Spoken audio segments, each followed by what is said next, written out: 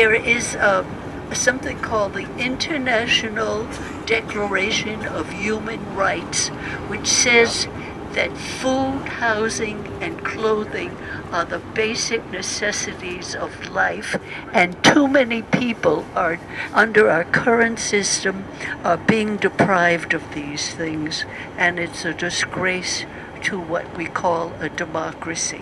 My name is Sue Sussman, and I live in Central Park Gardens, which is a former Mitchell-lama rental building. Now it's mainly rent stabilized on the Upper West Side of Manhattan. And I'm real lucky to live here, but we've got some problems.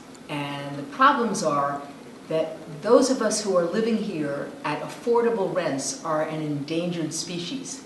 The laws that control our living here are controlled by Albany.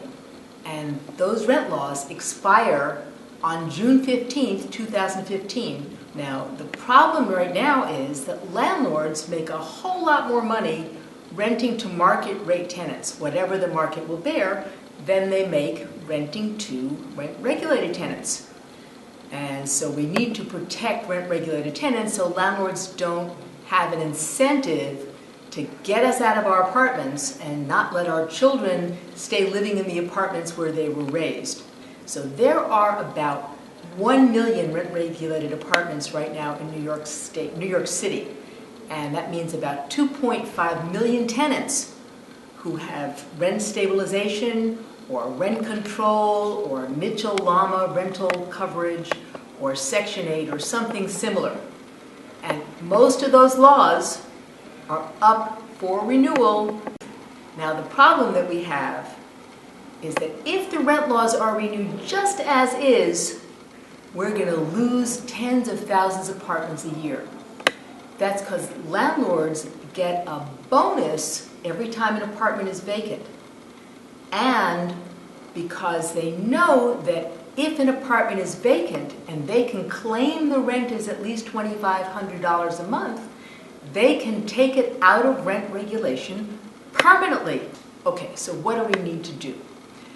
We need to get rid of the incentives by repealing vacancy deregulation, so landlords can't deregulate an apartment just because it's empty. We need to get rid of those bonuses that landlords get just for getting an apartment empty. Boy, does that lead to some harassment. And we need to get rid of the things that raise the rents so high that tenants living there can't afford to stay. Now, we need to pressure Albany to do that. So who gets the pressure? Well, generally, the people who make the laws in Albany are three men in a room. You got Governor Cuomo, we have John Flanagan, who's the new majority leader in the state Senate, and we have Carl Hastie, who is the new Speaker of the New York State Assembly. And those three men are going to be in a room, and they're going to make the laws for us. So we have to tell them in no uncertain terms what we, the tenants, need. Albany is supported in part by money, but really it's controlled by votes. And while the Real Estate Board of New York has all the money, we have the majority of the people. And so we have to get out there and really persuade those legislators that it's time for them to do the right thing and strengthen rent regulation now.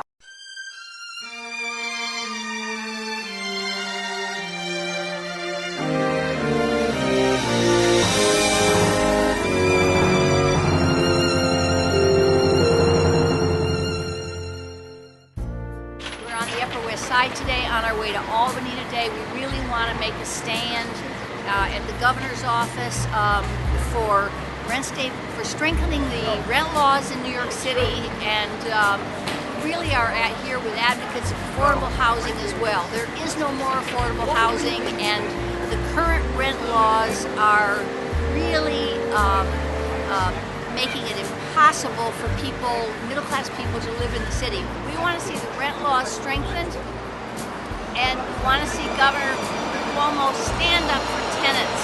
He's taken $1 million from one of the big real estate corruptors, and we want to see him stand up for tenants, strengthen those rent laws. Don't just pass them the way they were. They need to be strengthened. Yeah, man, I'm just here trying to fight for affordable housing. I'm going up to Albany. I'm ready to get arrested. You know, I live in Washington Heights. I pay $1,100 a month for rent. I don't make enough to afford that. You know, the head of the state senate, the head of the state assembly, both got indicted, had to step down from their post because they was corrupt. They was accepting bribes from landlords. And you know, now the new ones that's in there, they still haven't done what they need to do to guarantee that we got affordable housing, to guarantee that we got rent stabilization extended. You know, we're still dealing with the 421A tax break that's giving tax subsidies to landlords and millionaires instead of, you know, working people like you and me. So that's why I'm out here. You see, I'm out here with people of all races, all nationalities, and we got one message that New York needs to be for working people. You know, when you see the Statue of Liberty and that whole message that say, give us your poor, give us your hungry, give us your huddled masses, you know, that's the symbol of a refuge. That this place where people from across the world who's struggling, trying to make a better life, are supposed to be able to come here. And we know that that's not always been the case, but to the extent that it is true is because people have fought for it. And we out here today just to continue that fight. We're about to get on the bus to continue that fight. So I'm gonna see y'all in Albany and keep the struggle going. All right? We are going up today to tell the governor and the state legislature that New York City tenants need stronger rent laws. And some of us are going to be risking arrest and performing civil disobedience in order to bring that message on behalf of 2.3 million of us, 2.3 million rent stabilized tenants.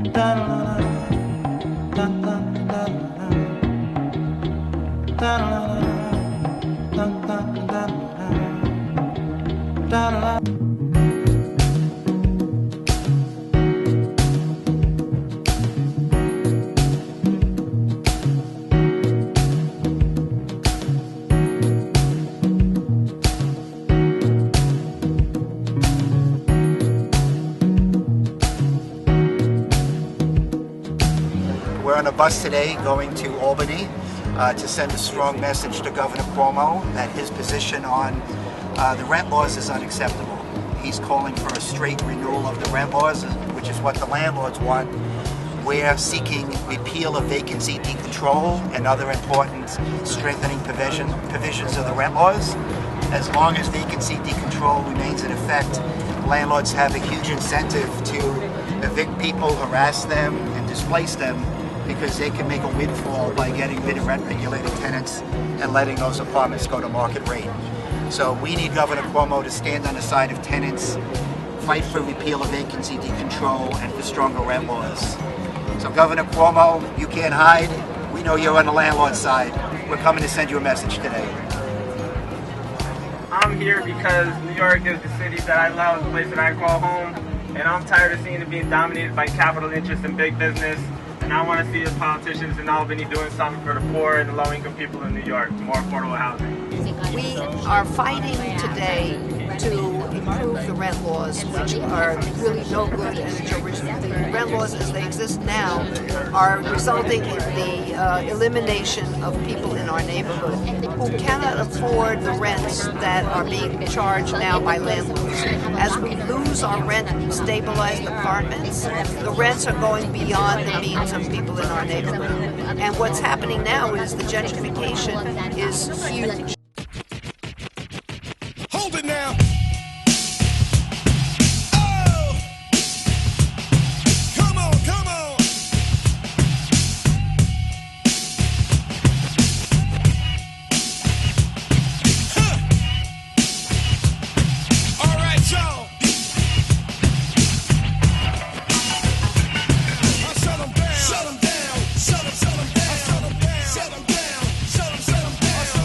Shut 'em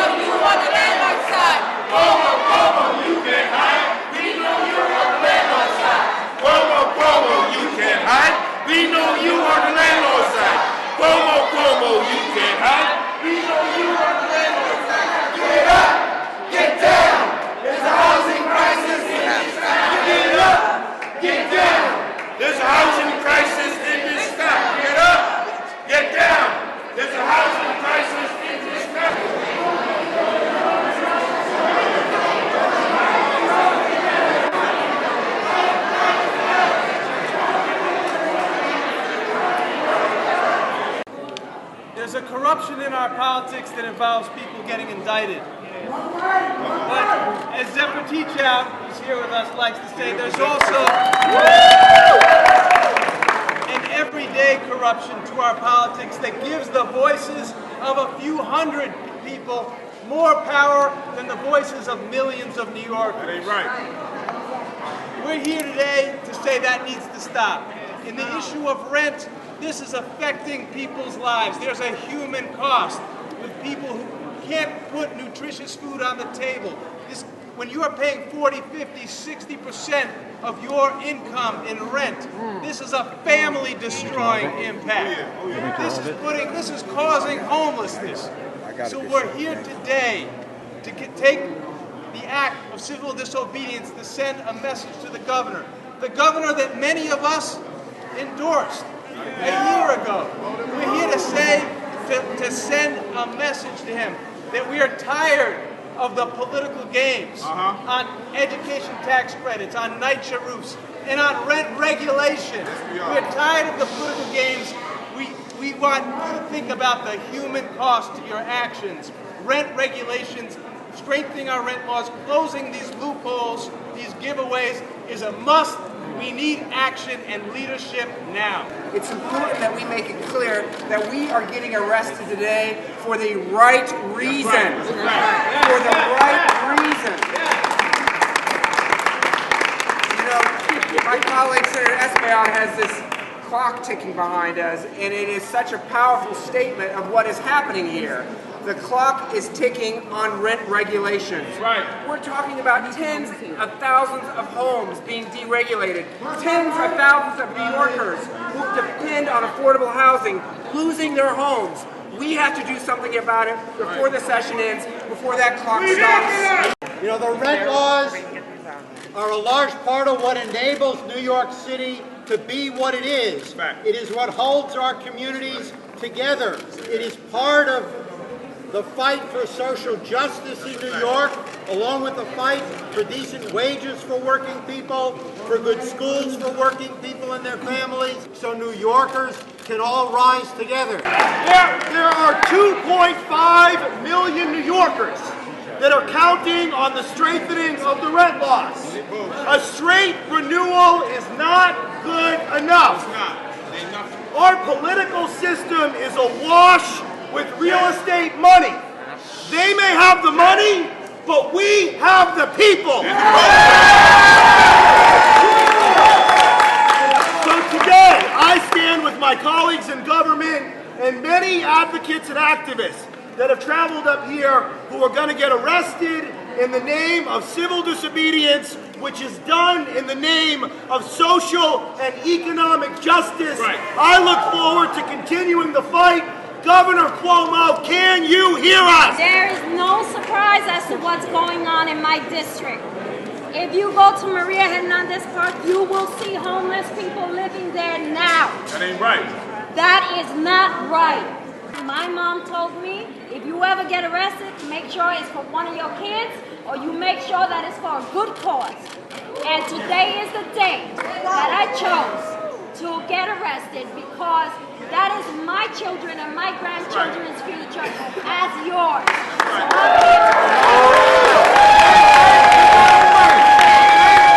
You gotta fight. If it ain't right, you gotta fight. The status quo has got to go. The status quo has got to go. The status quo has got to go. The status quo has got to go. The real estate developers and the landlords are the robber barons of today. The status quo has got to go. The status quo has got to go. Everyone who spoke before me has said it all. I came to get arrested, not to make a speech.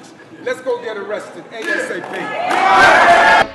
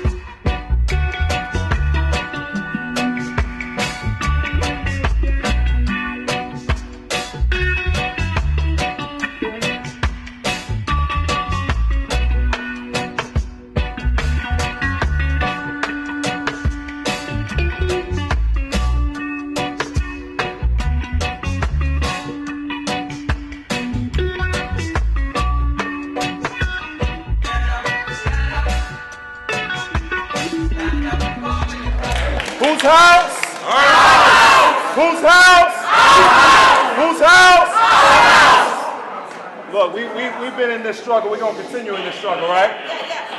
Right? Right? This is the struggle of making sure we get our share. We can't let folks have their homes and lose their homes. What's the point of having an apartment? You can't keep your apartment. What's the point of having a chance if you can't have that dignity? This is the reason why we do this. For those of us that have been in this, from the Bronx, Harlem, Brooklyn, all different spaces across the city, across the country, this is us saying right now, this is our chance for justice, for fairness. So much respect to Jamani, to Corey, to Holman, to Davila, to Adriano, to all the champions that have been out here in this journey right now. Much respect to NYCC. Much respect to Tenants Power. Much respect for everybody that stands up right now. For the voices of those that are not here, we're standing up for the voice of the voiceless. That's the reason why we do this right now. And you elect us to stand up for you, so we stand up for you. So whether it be the Bronx or Brooklyn, Manhattan, wherever it may be, we are all in this together right now. So we have your back. So for those that came up from the council, much respect. For those that came up for the city, well, we stand up for y'all. We stand up with y'all. This is to make sure we're going to do what's right. We're not leaving here until we get rent rags. Make sure we're doing it for the people right now. This is not for the developers. This is for the people. This is not for them. This is for the people. This is for that mother, that father, that son, that daughter that's trying to figure out will they have a home right now. We can't leave here without making sure there's stronger rent laws. What's the point of making sure you have an apartment if you can't keep that apartment? So much love, much respect. Let's make sure we get this done. Much respect, everybody.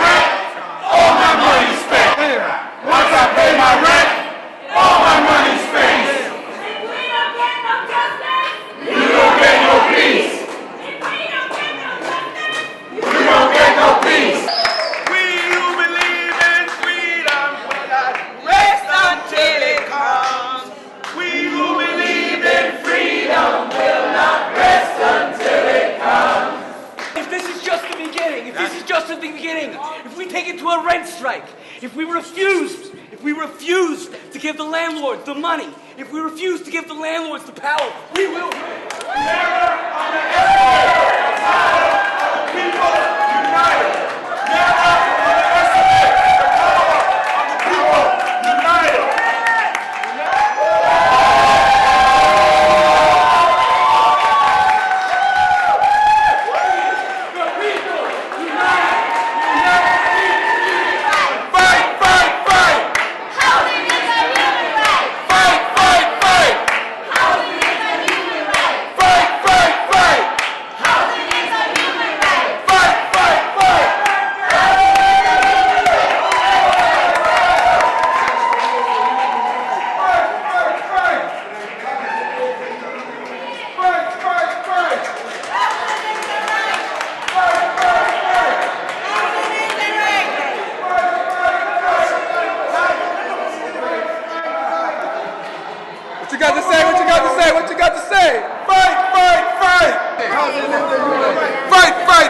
What was the process like? It was simple, pretty efficient, respectful.